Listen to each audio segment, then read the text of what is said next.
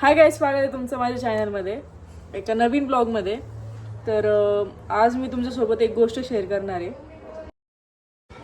तर आत्ता रिसेंटलीच आमच्या घराच्या बाहेर म्हणजे रोडवरती एक पप्पी आलं होतं, एक छोटासा.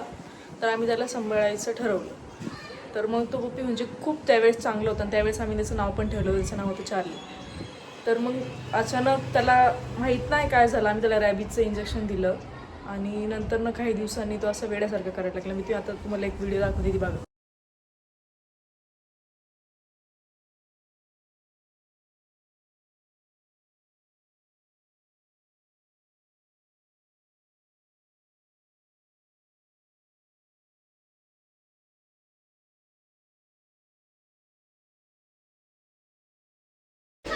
तर तुम्ही पाहिलीच आहे आत्ता त्याची कंडिशन काय आहे.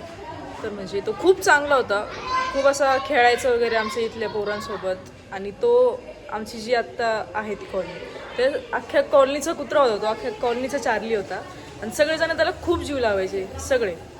तर मग अचानक त्याला काय झालं हे कोणालाच माहीत नाही. ते डिसीज झालं त्याला. एक मिनटं, मी त्या डिसीजचं नाव, त्याला केनाईन डिस्टेंपर झाला आहे. मला पण माहिती नाही तो काय असतो काय नाही. आम्ही खूप साऱ्या रेस्क्यू टीमला फोन केले, त्यांना कॉल केले आणि त्यांना कॉल करून आम्ही विचारलं की असं असं आहे. तर त्यांनी डायरेक्ट आमचे कॉल ब्लॉक केले. आम्ही जवळजवळ 5 ते 6 रेस्क्यू टीमला कॉल केले, पण त्यांनी डायरेक्ट आमचे कॉल ब्लॉक केले. त्यांनी कोणीच आमचे कॉल रिसीव्ह नाही केले. आम्ही दुसऱ्या नंबरवरनं लावले. तर आणि आम्ही खूप साऱ्या डॉक्टरला पण कॉन्टॅक्ट केले.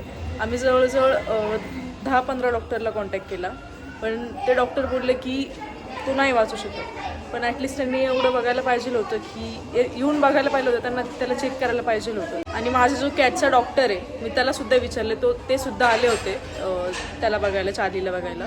त्यांनीसुद्धा त्याला खूप इंजेक्शन्स दिले, पण तरी पण तो काही रिस्पॉन्स करत नाही. तर मी आता तुम्हाला ते बाहेरची पोरं काय बोलले ते दाखव. आमच्या गल्लीत एक कुत्रा आलेलं, आम्ही त्याला पाळलं. ते खूप क्यूट होतं. त्याचं नाव आम्ही चार्ली ठेवलं. काही मुलं त्याला शेरू पण म्हणायचे. ते बाजारात गेलेलं तिथून पण आम्ही त्याला उचलून आणलं. त्याला बेल्ट आणला, साखळी आणली, त्याला आम्ही पाळलं. नंतरून त्याला आम्ही आंघोळ घालत होतो तेव्हा त्याने ओढून बेल्ट तोडला आणि ते घाणीत जायला लागलं. तिथं त्यांनी काहीतरी खाल्लं वाटतंय. तेव्हापासून तो त्रास करायला लागला. आम्ही लई डॉक्टरांना दाखवलं, पण ते म्हणतात त्याला असा आजार झालाय, तो नीट होऊ शकतो पण त्याला वेळ लागन. आम्ही त्याला इंजेक्शन दिली, गोळ्या चालतो, औषध पाजतो, खायला देतो रोज सकाळ संध्याकाळ. पण डॉक्टर म्हणले आता ते त्याला जगायची शक्यता कमी आहे. मग आम्हाला आता काळजी वाटते. आता आम्हाला काय करायचं. आम्ही एक कुत्रं पाळलेलं, त्याचं नाव चार्ली होतं. त्याने काहीतरी खाल्लं वाटते, त्याच्यामुळे त्याला कसला तरी आजार झाला आणि म्हणजे जरा जास्तच मोठा आजार झालाय तो.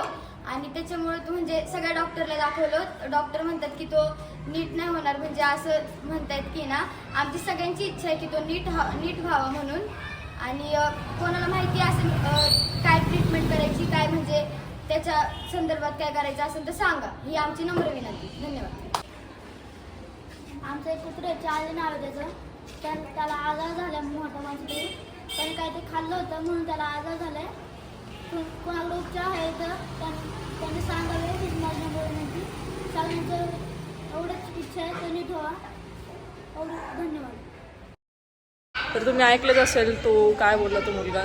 त्याचा तर खूप जीव होता चार्लीवरती, पण कोणीच सपोर्ट नाही केला या गोष्टीला. म्हणजे इवन आम्ही रेस्क्यू टीमला फोन केला, त्यांनीसुद्धा आमचे फोन ब्लॉक केले. तर गाईस, तुम्ही ऐकलं असेल त्या मुलांच्या भावना आणि माझा एक्सपिरियन्स. तर कोणी असेल म्हणजे ज्याला ह्या डिसीजबद्दल माहिती असेल, थोडीफार माहिती असेल, तर त्यांनी आम्हाला कॉन्टॅक्ट करा. बस एवढंच बोलेल. आणि ब्लॉगला इथंच मी ब्लॉग एंड करते. ब्लॉगला लाईक करा, शेअर करा. शेअर जेवढं करा, खूप शेअर करा, कारण की जर कोणी असेल तर त्यांनी प्लीज कॉन्टॅक्ट करा आम्हाला, प्लीज.